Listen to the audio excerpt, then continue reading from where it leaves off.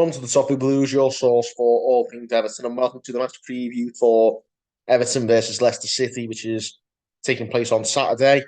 Everton going into this one off the back of the draw at Fulham, a win before that, and three defeats before that, so very much a mixed bag at the moment. Leicester at the moment, and I think a third from bottom, so the struggling. We're not that far ahead of them though, so we have got to really have our guards up. I think we're 4 points better off than them at the moment, but we're still in the bottom half, and we need to try and improve with the international break coming up. Going into this one, obviously, few players coming back to fitness. We saw footage of Yerry Mina and Ben Godfrey in training, so they're back.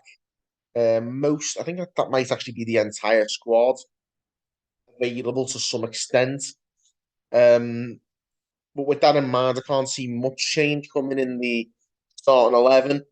Um, Based on last week's performances, I thought like Tarkowski, Cody, Mikalenko, probably Coleman starts again with Patterson still finding his way back into fitness. Um, the midfield, I actually don't think will change, even if some people may want that to be the case. Amadou Onana, Idrissa Gueye, and Alex Iwobi as the midfield three. The only change I can see coming maybe here is either Gray or Gordon will likely be dropped in favour of Dwight McNeil. If I mean that's what I personally like to see. I think McNeil off the left has shown a lot more promise than any of those three in any other position so far this season. It will. I think Gordon's probably more comfortable than Gray on the right, so I would go with Gordon on the right, and McNeil on the left, with Calvert-Lewin up top, and Damari Gray drops to the bench. Both Gray and Gordon struggled last week, so a change of personnel I think is needed, even if it's just to keep players on the toes, because the standards of performances from the wingers just hasn't been good enough this season, and that's really what's holding us back. We're not really getting enough service to Dominic Calvert-Lewin. Um, the midfield's been pretty solid. The defence has been okay. Like, it's literally the final third where we're letting ourselves down, and we're not really giving ourselves enough of an outlet up there. Calvert Lewin's a good target man, but beyond him, there's not really anything else to really aim for up there. That all the players they blow very hot and cold, and there's probably been more cold than hot of late. So the attack really needs work, and Leicester coming up now, and I think got Bournemouth away twice, once in the league and once in the League Cup, and then we're into the international break, and then by the time we come back, it's Christmas time. So hopefully, like before we know it, January will be upon us, and the shortcomings that we have got in the squads we can maybe address.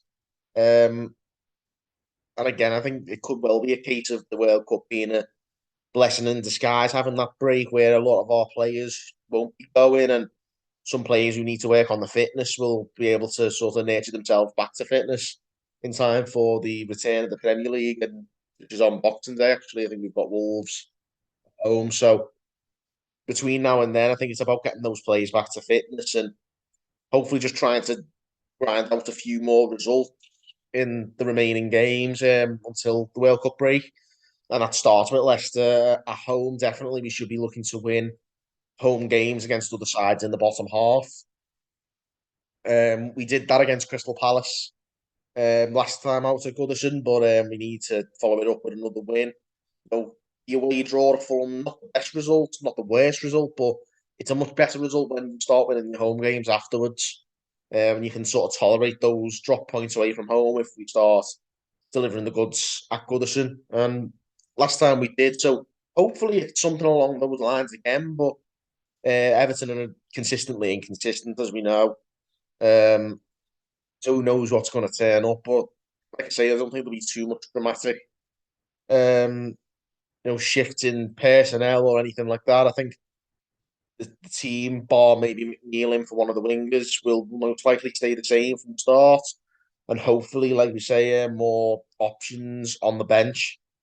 Which we'll see if Godfrey or Mina. I don't know if they're quite ready yet, but again, they may be two players who we might want to just keep out of the picture until that World Cup break and really use that time to get them back to fitness. But the team shouldn't change too much as far as Leicester are concerned. They've picked up a little bit. They started the season really poorly, but they've improved recently. I think they might have won the last game, and yeah, I think or it was a win or a draw. I think the performances have been much better recently, and they've got a lot more of the players who we know can do damage back. So we have got to have our guard up, and hopefully we can really keep the attack quiet because I think their attack is better than the defense. If we can silence attackers, then I think we can maybe catch them on the break if our wingers fancy it. But again, that's hit and miss, so you never know. But there you have it, guys. I'll go. I'll finish up with that. I'll go for the prediction, and I'll say we'll go for the 2-1 home win. It's not going to be easy. Never is. That Palace game was a very pleasant surprise, but I can't imagine it's going to be more of the same. We're not that lucky normally to be treated to that kind of whirlwind performance. So I'll go for the scrappy 2-1 win, and I'll happily take that. But there you have it, guys. Thanks for tuning in. Let us know your opinions and give us your predictions as well. Drop us a comment below. Give us a like and subscribe for more content. Until next time, guys. Thanks for watching on the Toffee Blues.